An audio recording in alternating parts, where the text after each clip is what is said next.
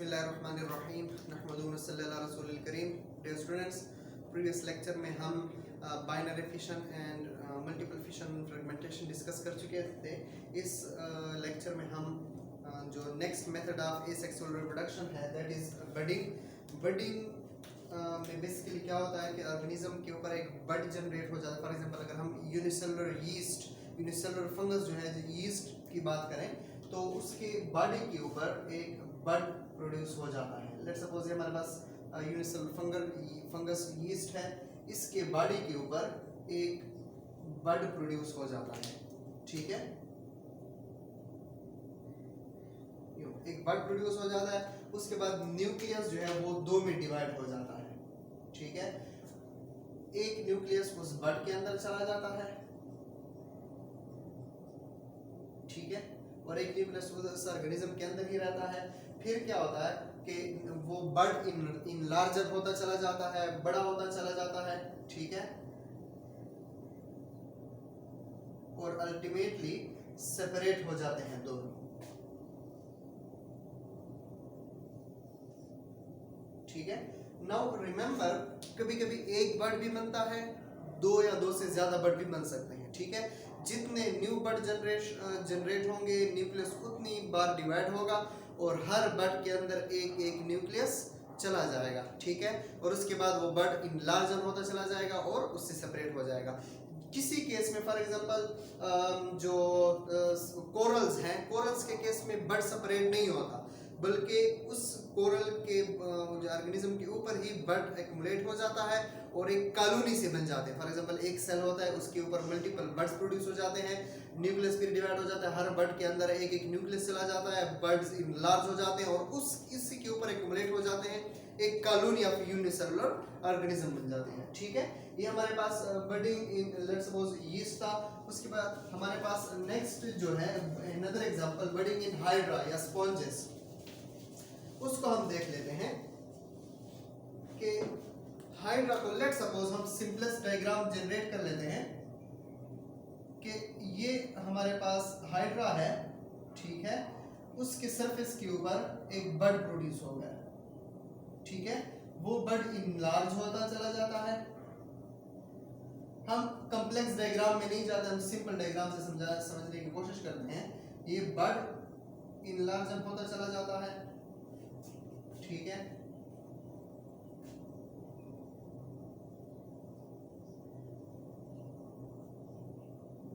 और अल्टीमेटली ये बड जो है इससे सेपरेट हो जाता है और न्यू हाइड्रा बना देता है। ठीक है, ये बड जो है सेपरेट हो जाता है और ड्यूरिंग फेवरेबल कंडीशन एक न्यू हाइड्रा बना देता है। ठीक है, इस तरह स्पॉन्जेस में भी सेम केस है।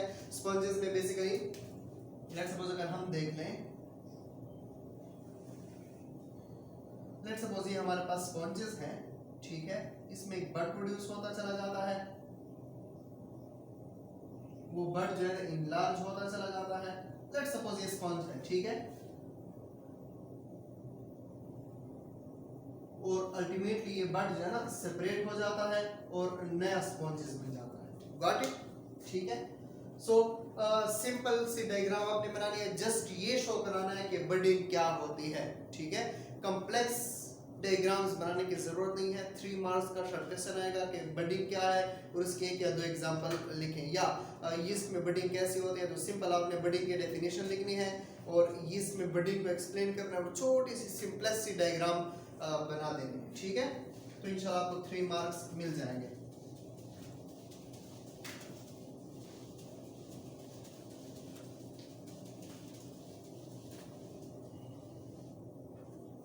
नेक्स्ट हमारे पास है स्पोर फॉर्मेशन। बेसिकली जो फंगस होते हैं फंगस होते हैं राइजोपस। ठीक है,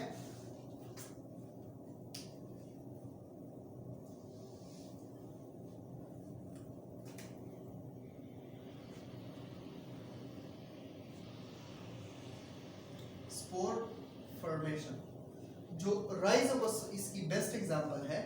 राइजोपस होता ये टाइप ऑफ फंगस है। होता क्या है कि इसमें जब ऑर्गेनिज्म फंजाई जो है वो जब रिप्रोडक्टिव स्टेज तक पहुंच जाता है तो वो एक सिस प्रोड्यूस करते हैं, प्रोटेक्टिव लेयर या सैक प्रोड्यूस करता है जिसमें सेल्स एक्युमुलेट हो सके, ठीक है। एक थैला टाइप प्रोड्यूस कर जाता है, ठीक है। लेट्स सपोज हम सिंपल के फंजाई है, ठीक है, एक सैक प्रोड्यूस करता है जिसको हम स्पोरेंजिया बोलते हैं, स्पोरेंजिया, ठीक है।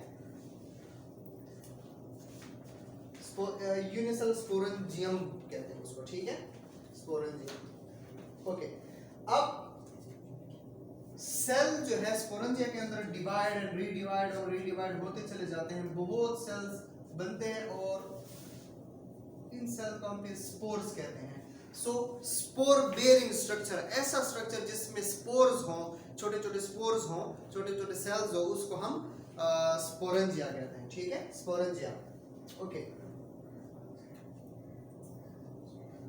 रिमेंबर जैसे प्रीवियस लेक्चर में मैंने सिस्ट का कंसेप्ट एक्सप्लेन किया था, इसमें भी सेम टू सेम होता है कि जो स्पोरेंजिया पहले बन जाता है पहले स्टेप में, स्पोरेंजिया के बाद सेल्स, स्पोरेंजिया के सेल्स होते हैं वो डिवाइड्स एंड रीडिवाइड्स होते चले जाते हैं, डॉटर सेल्स बनते चले जाते हैं और हर सेल के ऊपर अलग सिस्ट बन जाता है, ठीक है।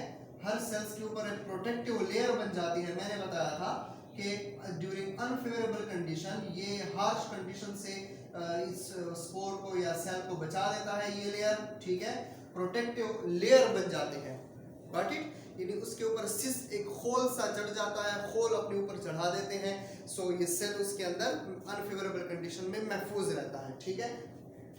जब फेवरेबल कंडीशन आ जाते हैं, ठीक है, तो फेवरेबल कंडीशन ये स्पोरेंजिया डिटैच हो जाता है या किसी केस में प्लांट के साथ जुड़ा रहता है, ठीक है। तो जब फेवरेबल कंडीशन आ जाती है तो ये स्पोरेंजिया रप्चर हो जाता है, फट जाता है और जितने भी ये होल और उसके अंदर जो सेल्स मौजूद थे अनफेवरेबल कंडीशन से अपने आप को बचाने के लिए, जो होल अपने ऊपर चढ़ाया था, वो सेल्स अलोंग विद सिस्ट, वो सारे के सारे सेल्स अलोंग विद सिस्ट वो बाहर निकल जाते हैं, एनवायरनमेंट में चले जाते हैं, सॉइल वगैरह पर गिर जाते हैं या वाटर में गिर जाते हैं, ठीक है। और अल्टीमेटली हर spore give rise to different rhizopus, ठीक है। हर स्पोर जब जमीन पे गिर जाता है तो उससे एक नया राइजोपस जनरेट हो जाता है, ठीक है। जितने स्पोर, लेट्स सपोज 1000 स्पोर्स गिरे तो उसमें से ऑलमोस्ट 800 से 900 जो स्पोर्स होते हैं वो जर्मिनेट्स इनटू न्यू राइजोपस, ठीक है, during favourable condition, got it. So दोबारा देखिए एक दफा कि लेट्स सपोज हमारे पास फंगस है, राइजोपस उसकी एग्जांपल है, वो एक प्रोटेक्टिव लेयर या थैला या सैक जिसको हम स्पोरेंजिया कहते हैं वो बना देता है। उस सैक के अंदर जो सेल्स होते हैं वो डिवाइड्स एंड रीडिवाइड्स होते चले जाते हैं और हर सेल अपने ऊपर एक होल चढ़ा देता है, एक सिस्ट चढ़ा देता है। तो जब फेवरेबल कंडीशन आ जाती है तो सारे के सारे जो सिस्ट अलोंग विद सेल्स हैं, ठीक है, सेल्स बेयरिंग सिस्ट या सेल्स जिसके ऊपर सिस्ट चढ़ा हुआ है वो जो है ना सारे के सारे जमीन पर गिर जाते हैं या वाटर पर या फेवरेबल कंडीशन पर जो है ना गिर जाते हैं और हर एक सेल से उसका जो होल है वो रप्चर हो जाता है और हर एक सेल से एक न्यू राइजोपस बन जाता है, प्रोड्यूस हो जाता है, ठीक है। एसेक्सुअल रिप्रोडक्शन के जरिए बार बार माइटोसिस होती चली जाती है, ठीक है। वो न्यूट्रिएंट्स एनवायरनमेंट से एक्युमुलेट करते चले जाते हैं और फिर माइटोसिस होती चली जाती है और न्यू फंगस प्रोड्यूस होता जाता है, ठीक है। इसके बाद हमारे पास इस तरह बैक्टीरिया में भी ये अनफेवरेबल कंडीशन में कुछ बैक्टीरिया जो होते हैं अपने ऊपर जो है खोल चढ़ा देते हैं और वो भी स्पोर्स बनाते हैं, उसमें भी हम देख लेते हैं।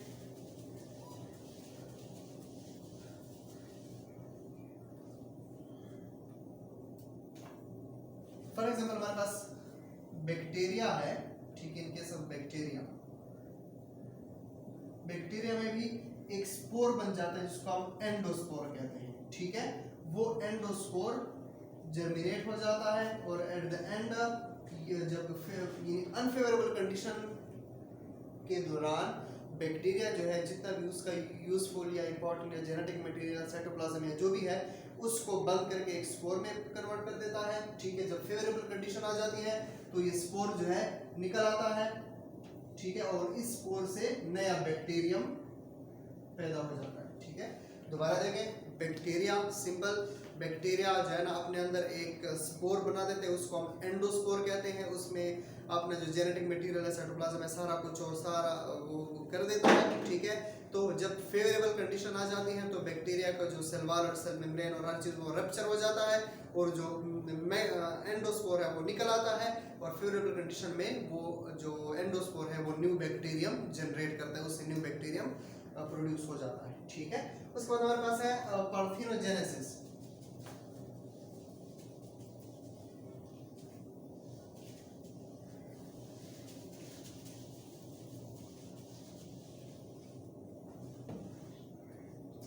It is some sort of asexual reproduction है कुछ फिश में, ठीक है, कुछ फ्रॉग्स में, इसी तरह कुछ इंसेक्ट्स में ये पार्थेनोजेनेसिस का प्रोसेस होता है, पार्थेनोजेनेसिस। पार्थेनोजेनेसिस कुछ इसमें बेसिकली होता क्या है कि फीमेल जो फिश होती हैं वो एग्स प्रोड्यूस कर लेती हैं वाटर में, या इंसेक्ट जो है एनवायरनमेंट में, या फ्रॉग बोथ केसेस में फीमेल जो है प्रोड्यूस कर लेती है एग्स। अब वो एग फर्टिलाइज नहीं हो पाते, ठीक है, और अनफर्टिलाइज एग से न्यू ऑर्गेनिज्म जनरेट हो जाता है। इस तरह जो हनी बी है, हनी बी जो है उसमें जो क्वीन बी है वो एग्स या जो शहद की मक्खियों का छत्ता होता है, जो खाने होते हैं, ठीक है, क्या बोलते हैं उसको, कॉम्ब्स, हनी कॉम्ब, ठीक है, सेल्स ऑफ हनी कॉम्ब, जी हनी कॉम्ब बोलते हैं। उस हनी कॉम्ब में एग्स प्रोड्यूस कर देती हैं, ठीक है। अब एग अगर फर्टिलाइज हो जाए, एग अगर स्पर्म के साथ फर्टिलाइज हो जाए तो उससे या न्यू क्वीन बन जाती है, न्यू फीमेल क्वीन, या फीमेल वर्कर्स बन जाती हैं, ठीक है, वर्कर्स। और अगर वो अनफर्टिलाइज फॉर्म में हो जाए, उसको स्पर्म के साथ वो फर्टिलाइजेशन ना करे, तो उससे हैप्लॉइड मेल ड्रोन्स प्रोड्यूस हो जाते हैं, और ये डिप्लॉइड होते हैं।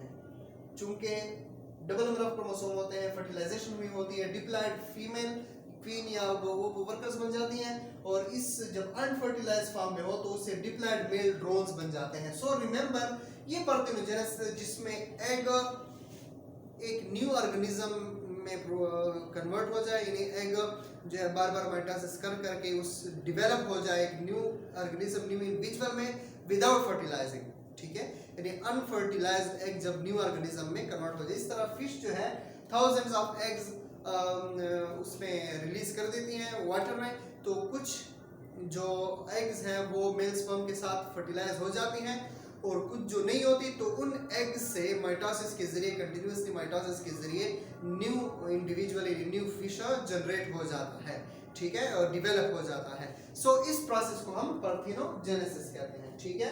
इस तरह वेजिटेटिव रिप्रोडक्शन है, रिमेंबर वेजिटेटिव रिप्रोडक्शन की सिर्फ इंट्रोडक्शन है, उसके जो टाइप्स है नेचुरल वेजिटेटिव रिप्रोडक्शन और आर्टिफिशियल वेजिटेटिव रिप्रोडक्शन वो आपके कोर्स में नहीं है, ठीक है। जो रिड्यूस सिलेबस है वेजिटेटिव रिप्रोडक्शन, रिमेंबर इसकी सिर्फ इंट्रोडक्शन है। जो आपका रिड्यूस सिलेबस है उसमें नेचुरल वेजिटेटिव रिप्रोडक्शन और आर्टिफिशियल वेजिटेटिव रिप्रोडक्शन इंक्लूड नहीं है। सो इसको इंशाल्लाह आपके जो फेडरल बोर्ड के पेपर हो जाए तो नेक्स्ट क्लास जो होगी उसके लिए मैं अलग से लेक्चर बनाऊंगा, टाइप्स ऑफ वेजिटेटिव रिप्रोडक्शन। सिर्फ आपको समझाने के लिए वेजिटेटिव रिप्रोडक्शन जो है बेसिकली प्लांट्स के पार्ट्स को हम बरी कर देते हैं, दफन कर देते हैं जमीन के अंदर, ठीक है, फॉर एग्जांपल रूट्स या स्टेम्स या लीव्स, उसको क्या करते हैं बरी करते हैं या सुटेबल एनवायरनमेंट प्रोड्यूस करते हैं, और वो नेचुरली या आर्टिफिशियली न्यू ऑर्गेनिज्म या न्यू प्लांट में डेवलप हो जाता है, राइज हो जाता है, ठीक है। दोबारा देखिए, फॉर एग्जांपल प्लांट है, उससे हम उसका स्टेम काट कर या रूट काट कर या उसके लीव्स का उसका रूट स्टेम या उसके जो है ना लीव्स काट कर उसको प्रॉपर एनवायरनमेंट प्रोड्यूस करते हैं, प्रोवाइड करते हैं अर्थ में या सॉइल में या किसी और चीज में प्रॉपर एनवायरनमेंट प्रोड्यूस करते हैं, ठीक है। या कभी कभी ऐसे होता है कि दूसरे प्लांट में उसको इंसर्ट कर देते हैं और माइटोसिस के जरिए, एसेक्सुअल रिप्रोडक्शन के जरिए उससे न्यू प्लांट राइज हो जाता है, न्यू प्लांट उससे डेवलप हो जाता है, ठीक है। ये सिर्फ ये वेजिटेटिव रिप्रोडक्शन का ब्रीफ सा इंट्रोडक्शन था। टाइप्स कौन कौन सी, एग्जांपल कौन कौन सी है, natural vegetative reproduction, deficient reproduction क्या है, वो इंशाल्लाह हम फिर कभी वो बना देंगे। फिलहाल रिड्यूस सिलेबस में उसका जस्ट इंट्रोडक्शन है। ओके, सो इसको समराइज करते हैं जल्दी जल्दी से।